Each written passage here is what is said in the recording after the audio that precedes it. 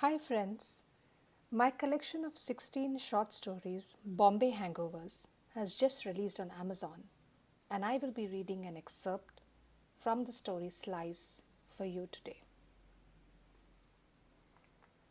It was during a school break one afternoon, in grade 7, when the thing between my sister Janet and me first took shape. I was revising a history lesson, The Siege of Leningrad, September 1941-1944, Germans bombarding their target cities by planes and artillery, when a clatter resounded off the far floor. I tiptoed to the place of rising voices. My parents didn't know I was home. Assuming they were sleeping, I had slipped into the house with an alternate key to study during the lunch hour, readying myself to slip out equally fast and back to school for extra class.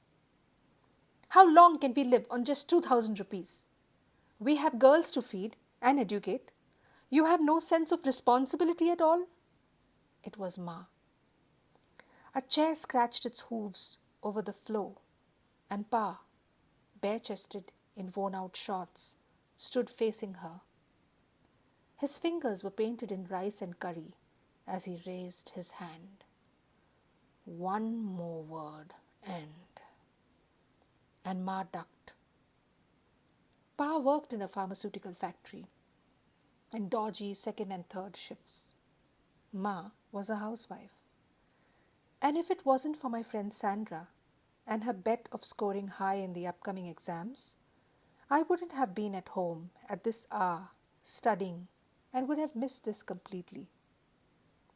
I retraced my steps, grabbed my textbook, and left. As Sandra and I walked back to school, I recounted the long nights of muffled noises behind closed doors, under closed eyelids, that disembodied distraught that trailed into my sleep. But somehow it didn't feel as disturbing then as it was today. How long they had been up to this? Why had I never noticed this acutely? Did they do it only when we weren't around? Hey, how's our challenge? Said Sandra. I've been wondering if even Saika can score 10% this time. The Hindi lessons are really tough. Do your parents fight, Sandra? I wanted to ask her. One late evening, Janet and I were curled on the settee studying.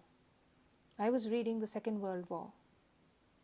Allies opposing the Axis powers, the United Kingdom, the Soviet Union, and the United States, who emerged in the later half of the war. I've told you never to interfere. We both looked up at each other.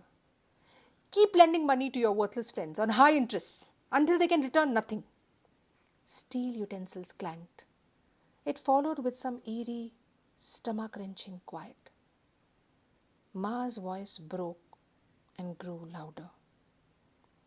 When you cannot see something, you only pirouette over fearing for the worse. We both rushed to the dining room.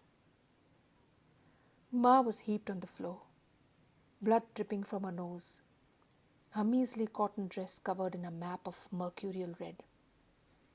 Pa kicked her in the stomach as he caved further into herself. Then, with a balled fist, he boxed her iron ear.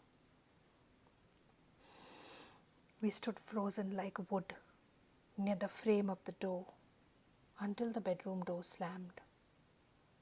Then, we were by her side, collecting her, joining our hands over the slouch of her back. A raw maroon circle gathered around her eye the next day, and she wore dark glasses to hide it. It made her look stylish somehow. Ma wouldn't talk about this, and I was not sure what I would say. We fidgeted with exchanges over the inane. Food, TV, books, exams, night, light, alarm clock, breakfast, school. And when it was unbearable, I got back to my books. Holocaust, the violent deaths of a large number of people. The total number of Jewish victims persecuted in stages estimated at 6 million. There was a month left for the interim exams. Over the next few nights, my revisions were rigorous. I intended to do at least well in history, if not any other subject. Bombay Hangovers. This is the story excerpt from Slice. Do read and review.